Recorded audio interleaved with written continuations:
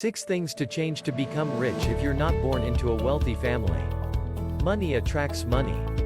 You do know that, right? That is why people born into wealthy families seem to have some head start in getting rich.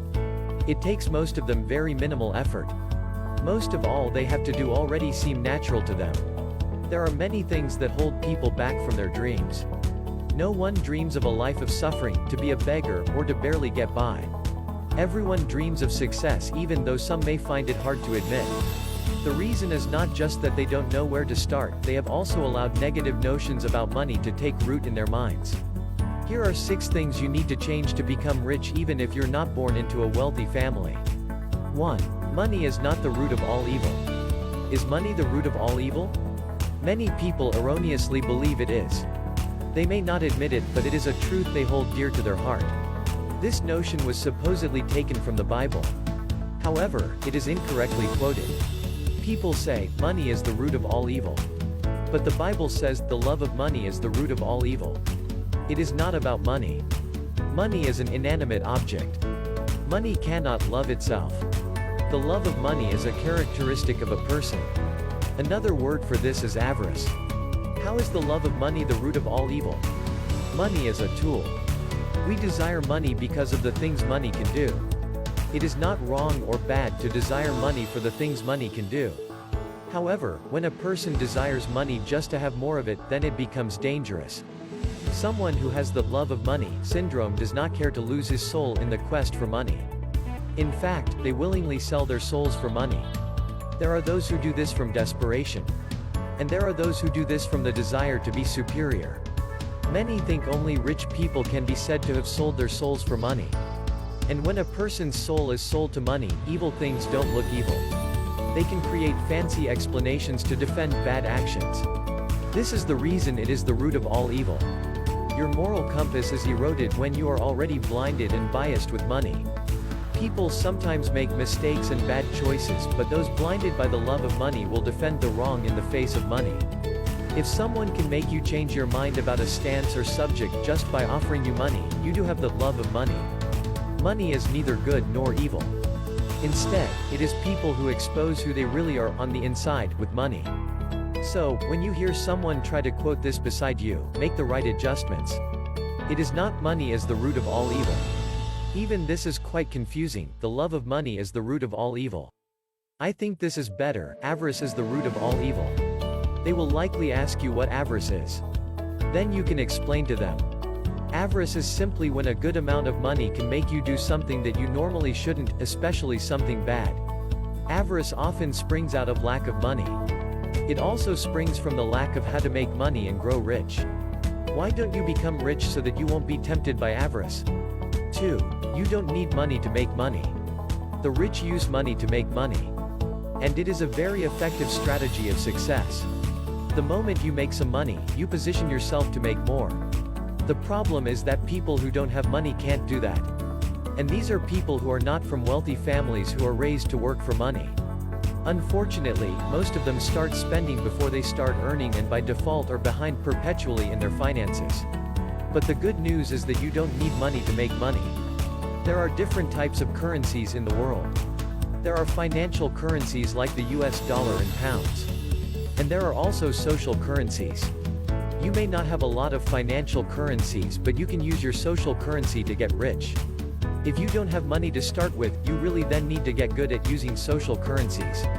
This is something that started to dawn on me recently. 3. What you need is a plug, or older rich people. The easiest way to be a millionaire is to do deals with other millionaires. But they won't accept you into their circle just because you want to join.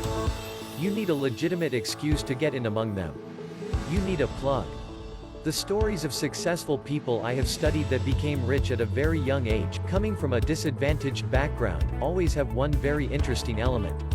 They all had one older person who was rich, who introduced them into a group of rich people that changed their paradigm. I call those older rich people plugs.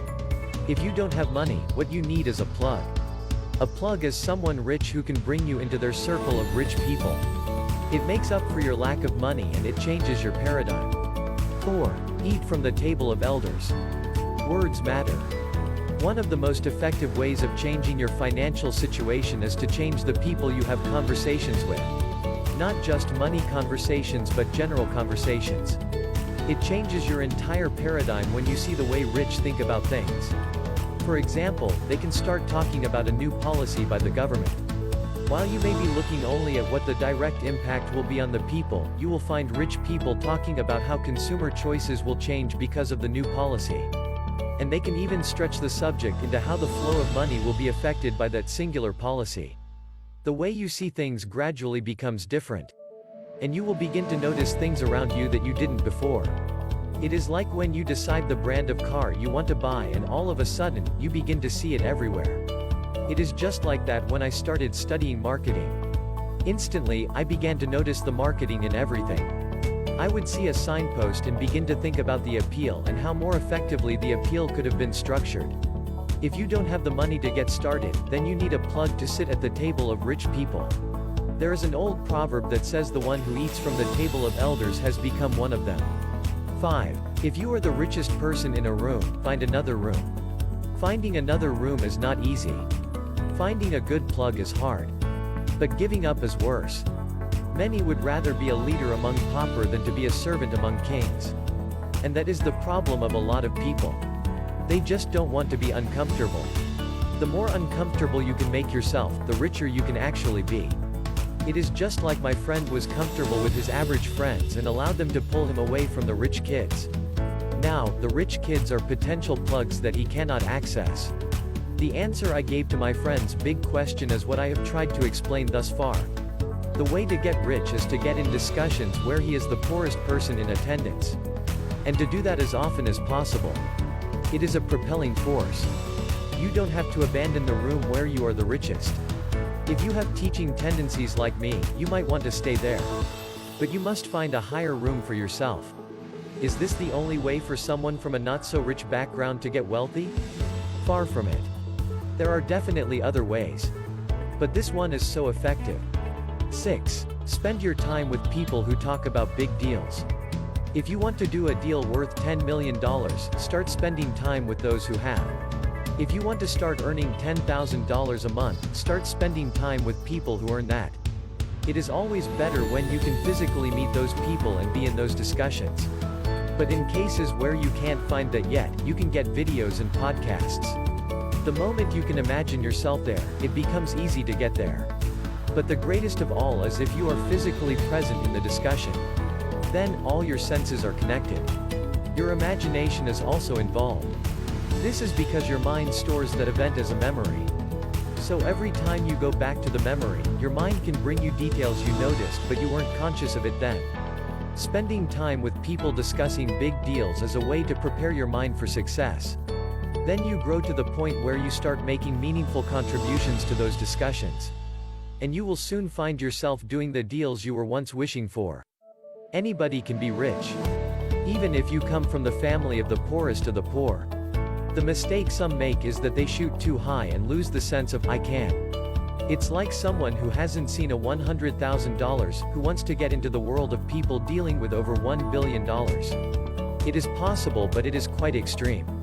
Start with trying to add one more zero to the money you currently have. And you can climb step by step into the level of riches you desire.